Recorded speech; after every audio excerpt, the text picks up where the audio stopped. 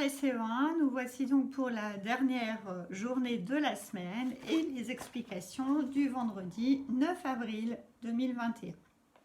Vous allez commencer la journée par nos rituels que vous avez l'habitude de faire sur votre petit cahier vert. Alors, n'oubliez pas de tirer un trait entre le travail d'hier et celui d'aujourd'hui. Vous écrivez ensuite la date, vous sautez une ligne. Vous comptez 4 carreaux, vous écrivez rituel, vous sautez une ligne pour écrire phrase du jour que vous soulignez à la règle. Vous allez devoir ensuite écrire une phrase avec le mot du jour. Le mot du jour, c'est une critique. On vous dit, une critique est un avis gentil ou méchant que l'on donne sur quelqu'un ou sur quelque chose. Très souvent, quand on dit « oui, tu critiques » ou « tu me critiques », on pense à quelque chose de négatif. Eh bien là, non. Dans la définition, on vous dit qu'une critique peut être quelque chose de positif. La petite devinette, vous avez « que signifie l'expression « la situation est critique » ? Est-ce que tu sais ce que ça veut dire ? Alors, la situation est critique quand la situation est grave et qu'elle est difficile. Aujourd'hui, on pourrait dire que dans les hôpitaux de France, la situation est critique. Donc, avec ce mot « une critique », tu vas devoir écrire une phrase que tu vas écrire dans ton petit cahier vert. Une fois que tu as écrit cette phrase, n'oublie pas, le rituel n'est pas fini. Tu dois colorier en rouge les monsieur verbes, colorier en rose les monsieur noms et colorier en violet les monsieur pronoms personnels. Rappelle-toi, suivant la phrase que tu as faite, tu peux avoir plusieurs verbes, plusieurs noms, plusieurs pronoms personnels, à toi de voir selon ce que tu as écrit. Une fois que tu as fait ceci, tu passes au rituel du nombre du jour. Donc, tu découpes une étiquette du nombre du jour qui est dans ton fichier bleu et tu fais le travail avec le nombre du jour. Le nombre du jour aujourd'hui est 278. Les rituels sont finis, tu vas pouvoir passer à la conjugaison. Conjugaison, mardi, jeudi, tu as déjà conjugué les verbes en ER au futur. Et bien aujourd'hui, tu vas encore continuer.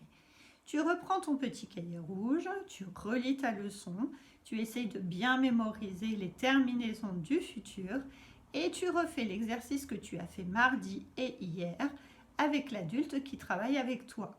Tu lui demandes de te donner un verbe à l'infinitif, un pronom et tu l'écris toi au futur. Une fois que tu as fait ça plusieurs fois, tu vas pouvoir faire dans ton fichier rose les exercices d'aujourd'hui. Alors, c'est sur cette double feuille, tu ne fais pas la partie d'à côté, tu ne fais que celle-ci.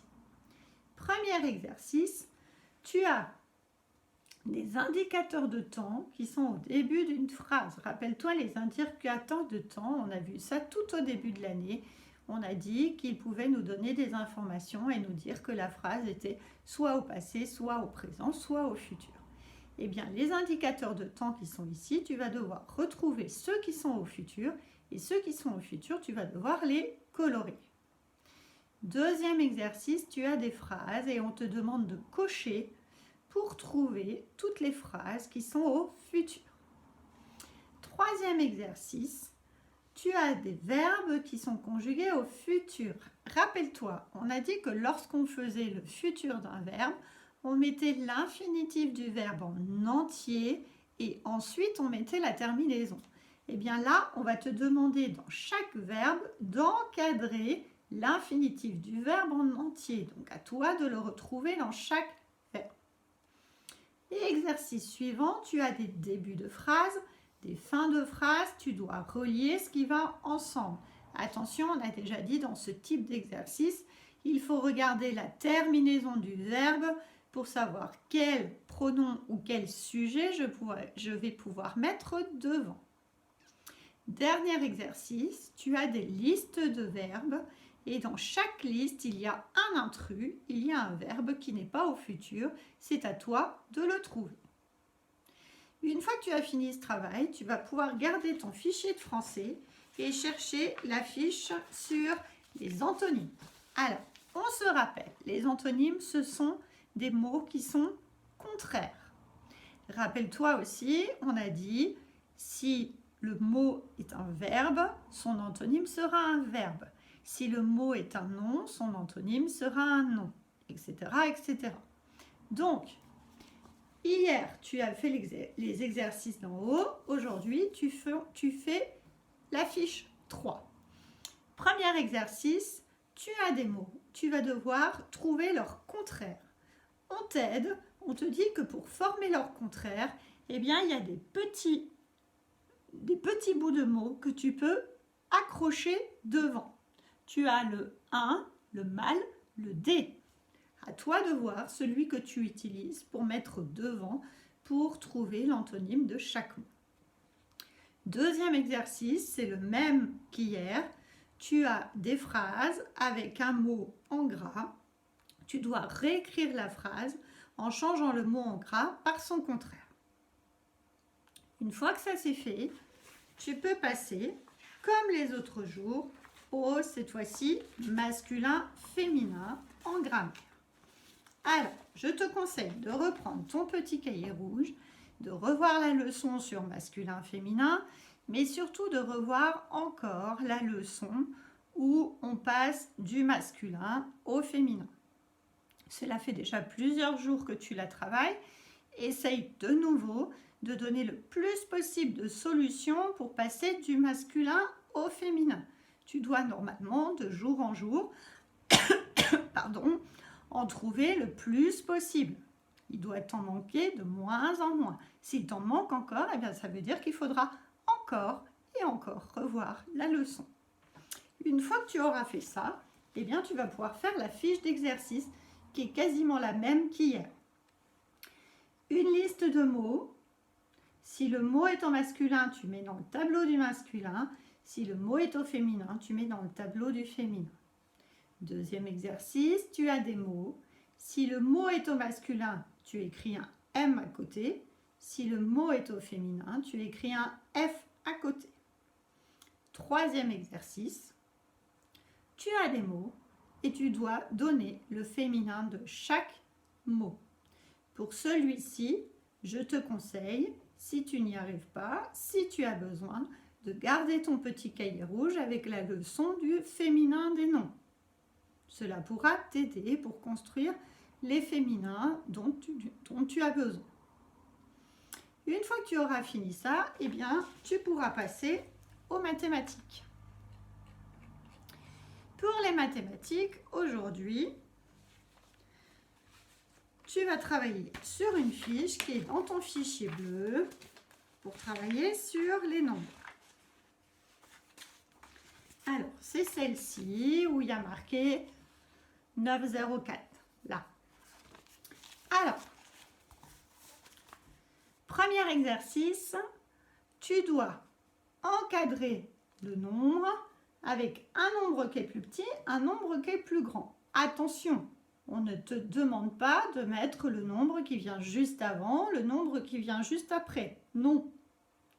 On te demande de mettre un nombre de ton choix qui peut aller devant et qui peut aller derrière le nombre donné. Donc, j'ai bien expliqué que dans la correction, j'ai mis une solution, mais il y en a plein d'autres. Donc cet exercice, il faudra que tu le corriges avec un adulte pour qu'il puisse voir si effectivement ce que tu as mis est bon. Deuxième exercice, tu dois ranger les nombres du plus petit au plus grand. Exercice suivant, tu as des nombres dans le tableau, il faut que tu les écrives en toutes lettres.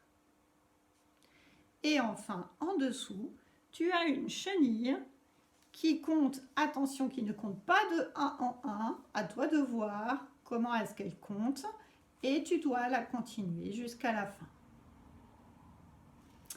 Une fois que ça c'est fait, tu vas pouvoir, dans ton fichier de maths, aller chercher la fiche de problème d'aujourd'hui. Alors, rappelle-toi, la dernière fois, tu as fait celle-ci. Là, tu vas faire celle d'à côté. Alors, attention, lorsque tu vas présenter ces problèmes, tu vas les faire dans ton petit cahier vert. Je vais te montrer juste après. Attention, la dernière fois, tu as découpé l'énoncé, tu l'as collé dans ton cahier et tu as fait le problème. Attention, cette fois-ci, il faut absolument que tu découpes les images avec, parce que c'est là qu'il y a les informations qui vont te servir pour résoudre le problème. Alors, comment est-ce que tu présentes ça? En dessous du nombre du jour, tu sautes une ligne, tu comptes 4 carreaux et tu vas écrire problème. Une fois que tu as fait ça, tu vois bien, moi, j'ai plus de place. Donc, je suis passée à la page d'à côté. J'ai découpé mon premier problème, je l'ai collé. Et tu vois, j'ai bien laissé les images au-dessus. En dessous, tu vas faire les 3 étapes du problème. Je te rappelle les 3 étapes. Première étape, je cherche le nombre 2.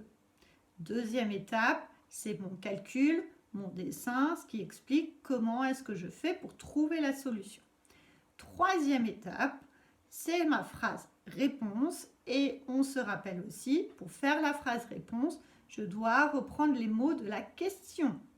Ma phrase de réponse doit répondre à la question qu'on m'a posée au départ. Donc, tu fais ton premier exercice, tes 3 étapes. Tu découpes le deuxième problème que tu colles et tu fais tes 3 étapes du deuxième problème.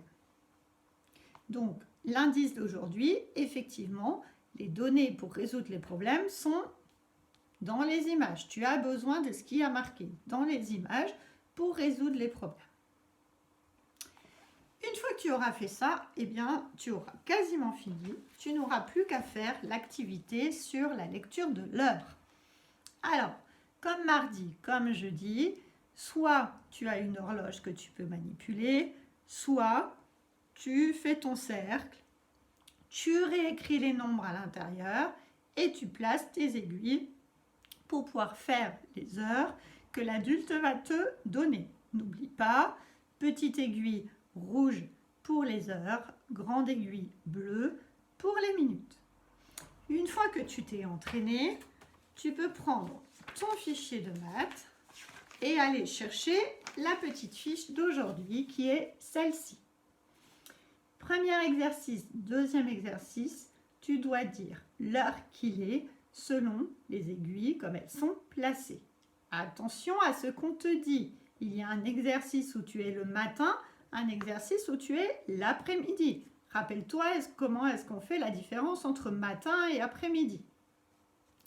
Troisième exercice, tu dois mettre tes aiguilles bleues et rouges dans la bonne position pour qu'il soit l'heure qu'on te demande en dessous.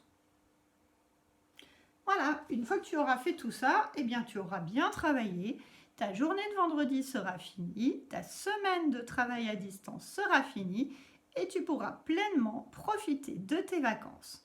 J'espère te revoir bientôt le 26 en classe où on pourra corriger tout ce que tu as fait pendant cette semaine.